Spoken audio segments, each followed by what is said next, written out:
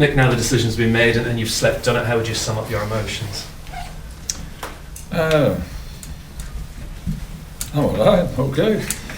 Yeah, I'm kind of a bit relieved that it is now done and everybody knows. And sort of excited now for the future, for something else, because no doubt I'll go on and manage another club. Well, I hope I will. Did you expect it to come to a head when you went with Marcus on Wednesday night? Did you expect the outcome there and then? Oh, I knew it was coming to a head. I forced the outcome. I asked to go and see him, and it had been going for long enough, and it needed to be sorted. It needed to be sorted for me, for the club, for Marcus, I guess for my family, for my missus, who long and weary, and especially this season. Other than that, it's only been this season. We needed to know, and so that's the reason I asked to see him. So it's very much your decision. Do you think Marcus was keen for you to stay on? He never got to that discussion. As I said, we both had our say on what we thought, and it really never got to that in terms of asking for a contract or offering a contract. It was as much it was really it's come to a head. It's let it finish its natural end, and that's where we're at. So, and I'm cool with that. Was he disappointed? He's always been a big supporter, a big fan of yours. Yes, and he still is. Yeah, of course.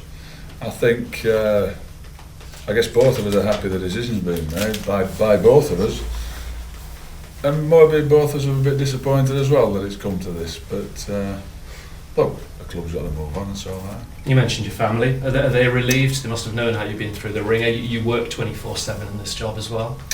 I guess Fiona, my wife, at times she said to me for ages, why don't you just back it in? She said, why would you be taking that kind of abuse? But no chance, I was never going to back it in. And she knew that, so we don't fall out over it. She has an opinion, I have an opinion. Was this the first time you considered leaving Ipswich Town in your time here? You've had some highs, you've had some lows over the last 5.5 years. Yeah, but it's not. I'm leaving. My contract's coming to an end, so you know that's where it's at. It's a kind of a natural end, and I think everything has its cycle, and I think it's run its term. So why now in particular? Why? What do you mean? Why now? Why announce it now? Just in terms of you want to move on from Ipswich Town now. You didn't feel you could have another season in you or two and kick on again. My decision now, and it's both our decisions, Marcus and me. It's not just me. It's the right time. Come on, you've been to the games. It's the right time. I've done my stint here, and I've done a blooming good stint, I know, by the way. So I think it's time for somebody else to have a go. Your relationship with fans, did that play a big part in it? No, not really. No. If I'd have sat down with Marcus and everything would have been, I guess, how he wanted it and how I wanted it, would have come, and I could still walk out and do the job because the small section of the fans is not going to drive me out. Come on, it hasn't done. It's been going to Brentford away nearly 2 years ago was the first time. And I've continued to do my job and do it professionally, kept my head up and done a good job, I think. How do you look back on your achievements in your 5.5 years here? Proud? Absolutely, certainly from coming in when we, the club, were 7 points and from 13 games and looked like they were going to go out of the league. I think we got 54 points that year. That was a really good. I'm sure it was that, and it was a lot of points to stay up. And we made progress then, but then we sell players. We sell Tyrone Mings and people and Murph and different people, and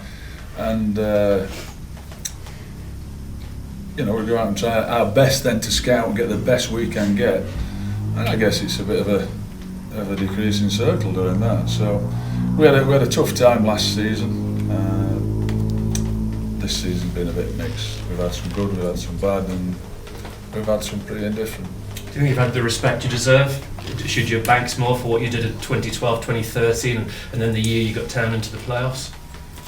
I don't know. You'd have to ask the numbskulls who've been giving me the abuse, because I think that's what they are, to be quite honest. That it's not everybody, and that comment is for the people who've been doing it and actually been, I think, ruining games at Portman Road and making it hard for players to play.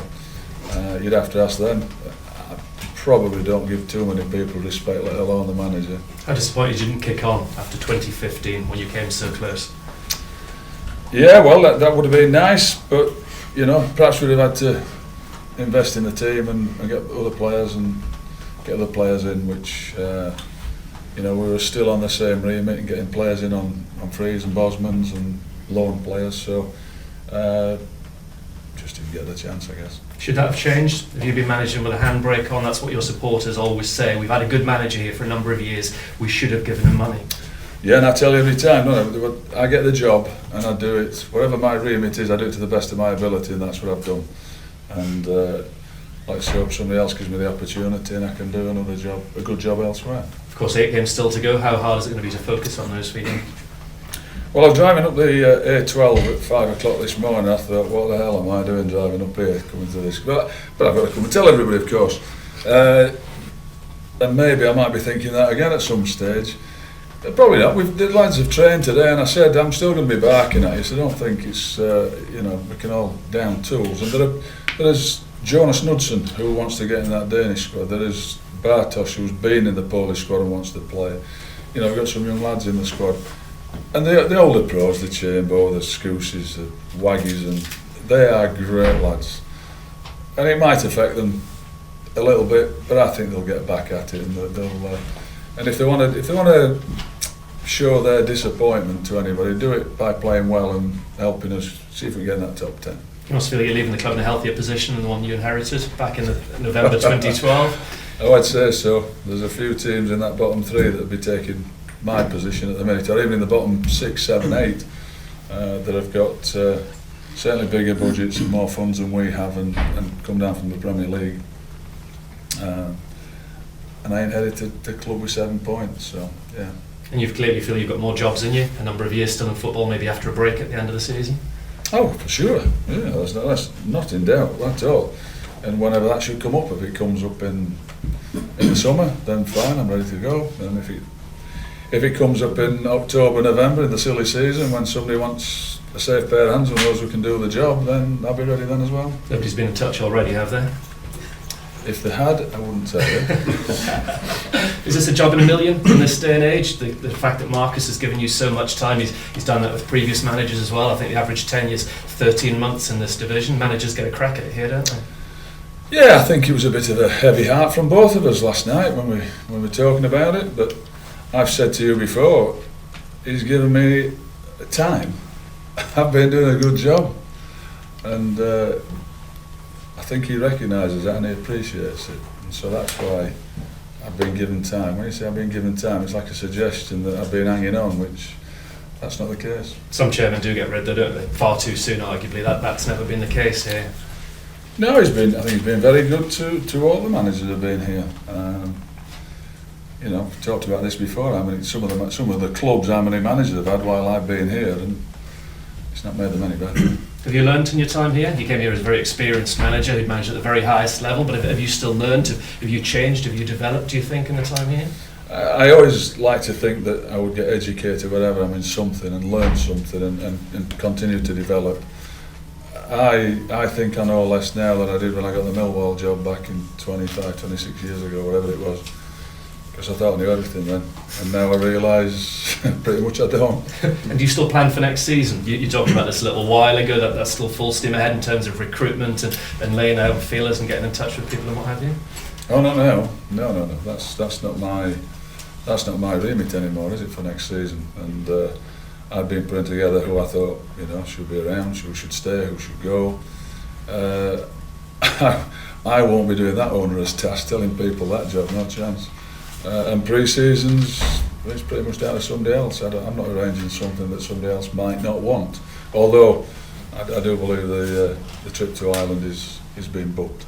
And I think when you got the job, Paul Jewell had recommended you. If Marcus asked you the question in terms of who he should go for, would you enter into that kind of discussion with him? Would you recommend? I'd give him my opinion on managers. Of course I would, yeah. Why wouldn't I? You know, we've had a great relationship all the time, and that remains the same. And if he thinks my opinion carries some weight, then I'll give it to him. Yeah. Just be desperate to end on a high by getting a fair number of points and getting as far up the table in the late games. Of course. Yeah. Well, we're going. I'm going back to the scene of the first crime that I had, my first game at Birmingham. The irony is that I'm announcing that I'm finishing now, going back to Birmingham. We've got some winnable games, but they're scrapping for their lives. They had a great result last time out. Millwall coming here, that'll be a great game on Easter Monday, because I would think they'll bring a lot of fans. They've been flying. So we've got some good games and ones that we've got to compete in. Thank you. I was just going to ask, Mick, I was taken by your comment about you felt you had to force the issue. Was there then in your mind a bit of an impasse here that had to be broken, and was that surprising that discussions hadn't happened sooner? No, not at all. Look, it's Marcus owns the club. It's up to him to do it how he sees fit, and I've always abided by those rules as the gaffer. But it got to the stage I'm coming in here when actually there's usually 2 or 3 in here, so there's obviously something going on today. And I get asked by the lads, and they're almost embarrassed asking, because I'm saying I'm not going to talk about it. So, and I felt for them a little bit.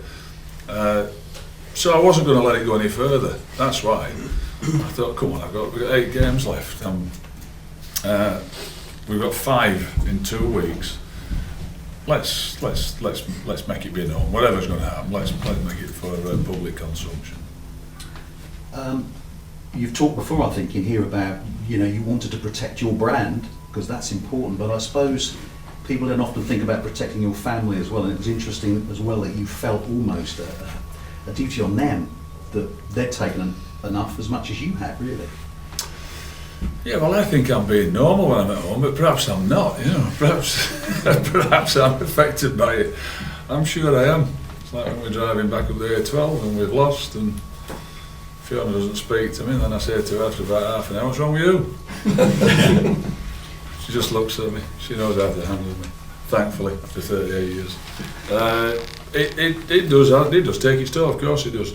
And it's the right time. It's the right time to move. And no one can question your loyalty. Has this club been different? Because we all know and respect the fact Marcus wants to take a back seat. That's left you with a huge vacuum to fill on many levels, in terms of signings, in terms of the fans. I'm not saying you're being hung out to dry, but you've been fully exposed here.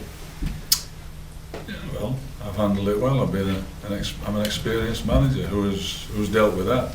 I've not been left hanging with signings or anything. You've not like felt that you've been kind of yeah. let down, because obviously a lot of clubs you have the chairman beside you, you share it. Here you've had to front up a lot of times. You just heard me say it. Whatever I get thrown at me in terms of how the job is, I deal with it and to the best of my ability, and it's been a different one compared to others.